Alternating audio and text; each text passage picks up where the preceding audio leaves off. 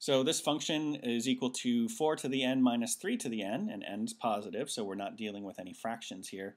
Is b minus a at least 4 times the value of that function? So is b minus a greater than or equal to 4 times 4 to the n minus 3 to the n?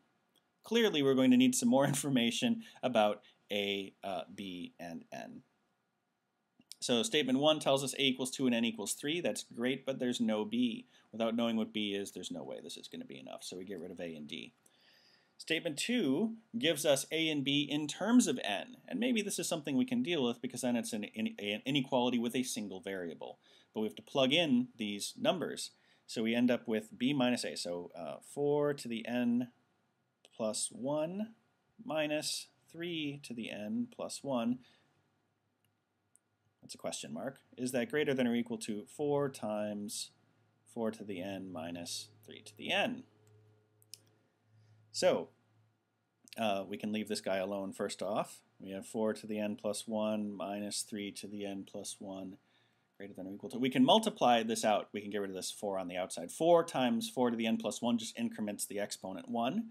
So we have 4 to the n plus 1 here, and these are starting to look more alike. So this leaves us a little bit hopeful. Of course, this one we still have to leave as 4 times 3 to the n. We can then take this guy, take a 3 out of this one, increment the exponent down by 1. So this is 4 to the n plus 1 minus 3 times 3 to the n. Is that greater than or equal to 4 to the n plus 1 minus 4 times 3 to the n? Okay, so here we can then see that we can subtract 4 to the n plus 1 from both sides. These are going to cancel out. We can add the respective numbers on both sides, or multiply by.